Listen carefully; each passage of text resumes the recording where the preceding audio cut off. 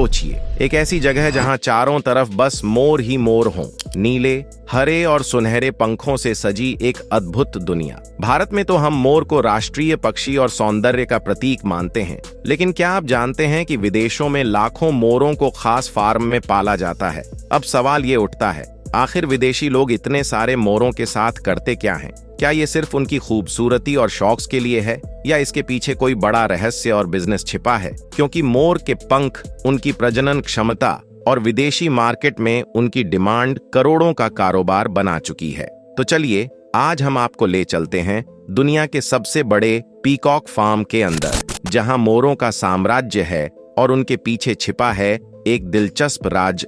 और इसी तरह की और रहस्यमयी जानकारी प्राप्त करने के लिए हमारे चैनल ट्रू हिस्ट्री को आज ही सब्सक्राइब करें और बेल आइकॉन को प्रेस करें।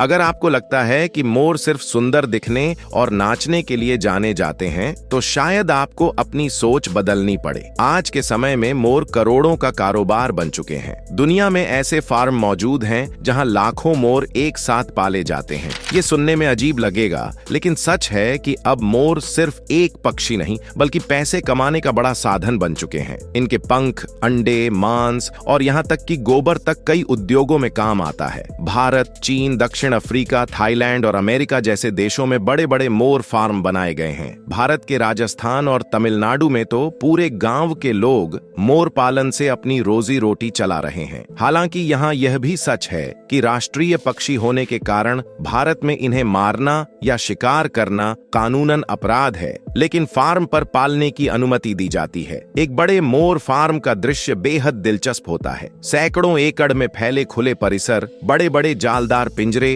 और प्राकृतिक वातावरण देने के लिए लगाए गए पेड़ पौधे, यानी एक तरह से जंगल जैसा माहौल। इन फार्म में हजारों मोर रहते हैं और उनकी देखभाल बड़े व्यवस्थित तरीके से की जाती है। कब खाना दिया जाएगा, कब अंडे इकट्ठे होंगे और कब प्रजनन कराया जाएगा, सब कुछ एक योजना के तहत होता है। खाने में इन्हें धान, गेहूं, मक्का, फल, सब्जियां और कीड़े मकोड़े दिए जाते हैं। बड़े फार्म में रोज हजारों किलो खाना लगता है। कई जगहों पर इन्हें खास फल भी खिलाए जाते हैं ताकि उनके पंखों का रंग और चमकीला हो सके। अब सवाल उठता है कि मोर का सबसे कीमती हिस्सा कौन सा है? जवाब है उनके खूबसूरत पंख। एक नर मोर साल भर में लगभग 150 से 200 पंख गिरा देता है। इन्हें इकट्ठा करके फैक्ट्रियों में भेजा जाता है, जहां से सजावटी सामान, गहने, हैंडीक्राफ्ट, पेंटिंग और कपड़ों के डिजाइन तक बनाए जाते हैं। इतना ही नहीं, मोर के अंडे भी लाखों में बिकते हैं। एक अंडे की कीमत 3000 रुपए से लेकर 7000 रुपए तक होती है और इन्हें ज्यादातर विदेशों के लग्जरी रेस्टोरेंट्स में परोसा जाता है, खासकर चीन में, जहां अरबपति लोग इसे एक्सोटिक फूड के रूप में पसंद करते हैं। मोर पालन में नस्ल की अहमियत बहुत महत्वपूर्ण भूमिका निभाती है। मोरों की कीमत उनके रंग और नस्ल पर निर्भर करती है। सामान्य नीले मोर के अलावा व्हाइट पीकॉक और एल्बिनो पीकॉक बेहद दुर्लभ और महंगे माने जाते हैं। खासकर एक सफेद मोर की कीमत कई लाख रुपए तक पहुंच सकती है। ब्रीडिंग मैनेजमेंट भी इस उद्योग का अहम हिस्सा है। आमतौर पर एक नर मोर 4 से 6 मादाओं के साथ प्रजनन कर सकता है, जबकि एक मोरनी साल में लगभग